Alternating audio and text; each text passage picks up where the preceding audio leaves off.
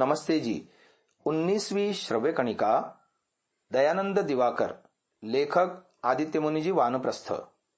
हम महर्षि दयानंद जी की योग विद्या शिक्षा के अंतर्गत तीसरे अध्याय में आपको विवरण सुना रहे हैं। प्राणायाम से नाड़ी शुद्धि आदि की बात चल रही थी। प्राण शक्ति को विश्राम देना भी प्राणायाम है। हमारे अंग प्रत्यंगों के सदैव कर्मों में लगे रहने के कारण इनको विश्राम न देने से हमें कष्ट होता है, इनको विश्राम देने से हमें सुख होता है। शरीर चंचल रहने से चित्त चंचल होता है, शरीर स्थिर होने से चित्त भी स्थिर होता है। प्राण चंचल रहने से और स्थिर रहने से चित्त भी चंचल और शांत होता है। प्राण और शरीर के साथ चित्त का निकट संबंध है। शरीर और चित्त को स्थिर करने से प्राण स्वयं स्थिर हो जाता है। आसन और चित्त सम्यक स्थिर हो जाने से प्राण की गति का विच्छेद अर्थात विराम होता है। जो श्वास प्रश्वास विरामहीन रूप से चला करता है, उसके अंदर विराम और विश्राम आ जाएगा। साधारण मनुष्य दिन रात श्वास प्रश्वास लेकर रहते हैं, लेकिन साधक दिन रात कुंभक करके भी रहते हैं। प्राण के विराम होने से कुंभक होता है। चित्त को स्थिर करने की साधना आभ्यंतर साधना है। चित्त को स्थिर न करके जो केवल नाक टिप रोक करके ही कुंभक करता है, उसके हृदपिंड, फेफड़े, पाकस्थली आदि यंत्र कठिन रोगों से आक्रांत हो सकते हैं।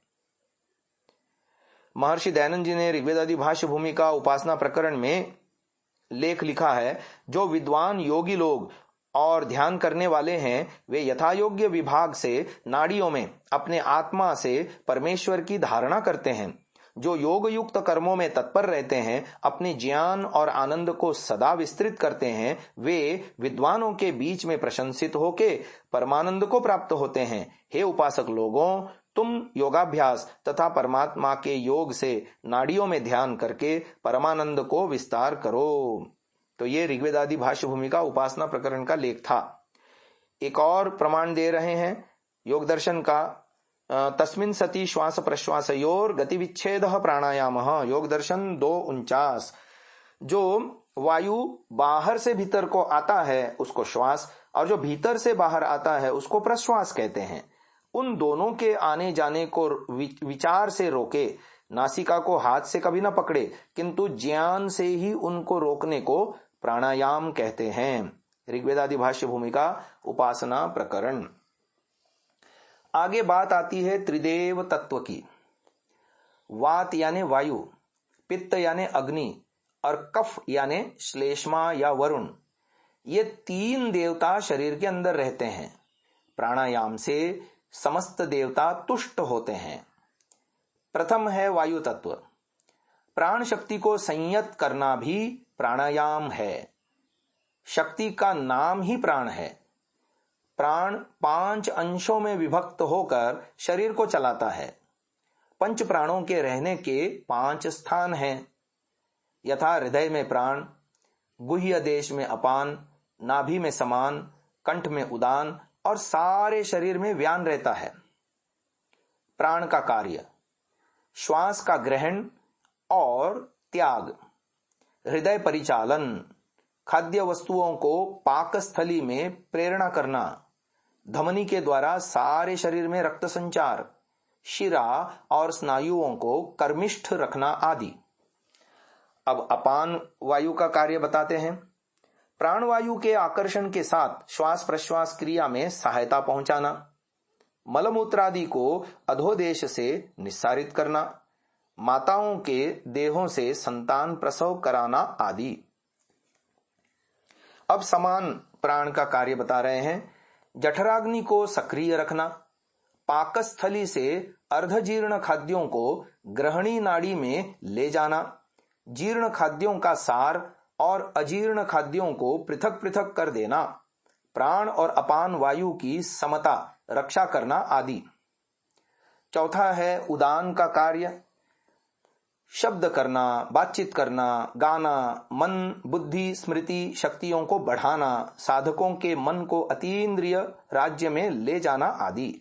और अंतिम पांचवा है व्यान। इसका कार्य बता रहे हैं। शरीर में रक्त का सर्वत्र शीघ्रता से संचालन करना, शरीर में संकोचन प्रसारण करना, मस्तिष्क में रक्त प्रवाहित करना, देह से पसीना आदि निस्सरण करना इत्यादि। प्राणायाम से ये पांचों प्राण और इनके साथ 5 उपप्राण नाग, कूर्म, कृकल, देवदत्त, धनंजय शरीर में सक्रिय और सतेज होते हैं। मन, बुद्धि, चित्त यथार्थ रूप से तत्पर हो जाते हैं। तंद्रा, आलस्य व जड़ता का नाश हो जाता है। सदा सर्वदा शरीर निरोग, स्वास्थ्यवान, कर्मठ और मन तेजस्विता से पूर्ण हो जाते हैं। अब त्रिदेव में से दूसरा तत्व है पित्त तत्व। देहस्थ शरीरी गठनकारी अग्नि ही पित्त नाम से अभिहित है। पित्त 5 भागों में विभक्त है। पाचक पित्त, रंजक पित्त, साधक पित्त, आलोचक पित्त और भ्राजक पित्त। पित्त शरीर में रहता हुआ निम्न कार्य करता है: शारीरिक शक्ति, शारीरिक ताप रक्षा, दृष्टि शक्ति विधान, क्षुधा तृष्णा को जागृत करना, शरीर की मृदुता की रक्षा करना, शरीर की उज्ज्वलता की रक्षा, मेधा वृद्धि में सहायता और शरीर को मनोरम तथा सुंदर बनाना। प्रथम है पाचक पित्त का कार्य। पाचक पित्त आग्न्याशय में उत्पन्न होता है। खाद्य वस्तुओं को जीर्ण करना, खाद्यों के सार भाग को रस में परिणत करना, मूत्र, पुरीश, पसीना, थूक, सर्दी आदि असार अंशों को रसांश से अलग कर देना, शरीर में उचित प्रकार से ताप वृद्धि करके रोग विष नष्ट कर देना, तापमान की समता की रक्षा करके देह रक्षाकारी और देह पोषणकारी जीव कोशों की उत्पत्ति में सहायता करना आदि पाचक पित्त के कार्य हैं। पाचक पित्त के दोषयुक्त होने से अजीर्ण, अम्ल, कोष्ठबद्धता, उदामय आदि रोगों की उत्पत्ति होती है। दूसरा है रंजक पित्त का कार्य। रंजक पित्त यकृत में उत्पन्न होता है। पाचक पित्त जीर्ण अंशों के सारांश रस को समान वायु की सहायता से यकृत में भेज देता है। यकृत रंजक पित्त की सहायता से उस रक्त का शोधन करता है। उस शोधित खाद्य रस में और कुछ रंजक पित्त मिल जाने से खाद्य रस रक्तवर्ण में रंजित होकर खून बनता है। खाद्य रस को रक्तवर्ण में रंजित करने से इसका नाम रंजक पित्त पड़ गया है। रंजक पित्त का बाकी अंश उदरस्थ खाद्य वस्तु को जीर्ण करने में लग जाता है। रंजक पित्त दूषित होने से रक्तहीनता, कामला रोग आदि उत्पन्न हो जाते हैं। तीसरा है साधक पित्त का कार्य। साधक पित्त के प्रभाव से ही मानव देह में उत्साह और उद्यम की सृष्टि होती है। दुस्साध्य कार्यों को सुसाध्य करने के लिए इससे ही प्रेरणा मिलती है। पाचक पित्त और रंजक पित्त का सूक्ष्मांश ही साधक पित्त के रूप में रूपांतरित होता है। मन को प्रबल इच्छा शक्ति संपन्न करने में यह साधक पित्त ही विशेष रूप से मदद करता है। यह साधक पित्त ही बुद्धि, धृति और स्मृति के वर्धन में सहायता पहुंचाता है। साधक पित्त दोषयुक्त होने से मूर्छा रोग, संन्यास रोग, मस्तिष्क विकृति आदि रोगों की उत्पत्ति होती है। अब चौथा पित्त है आलोचक पित्त और इसका कार्य। पित्त का जो सूक्ष्मांश चक्षुओं में रहता हुआ दृष्टि शक्ति में रूपांतरित होता है उसी का नाम आलोचक पित्त है। साधकों को अतीन्द्रिय दर्शन या दिव्य दृष्टि लाभ भी इस आलोचक पित्त की सहायता से होता है। आलोचक पित्त दोषयुक्त होने से आंखों की दृष्टि शक्ति घट जाती है और आंखों में मोतियाबिंद भी हो जाता है। और अंतिम है भ्राजक पित्त, पांचवा, और इसका कार्य है पित्त का जो सूक्ष्मांश या सार भाग देह में दीप्ति के रूप में प्रकाश पाता है वह शरीर में वर्ण की आभा पैदा करता है, उसी का नाम भ्राजक पित्त है।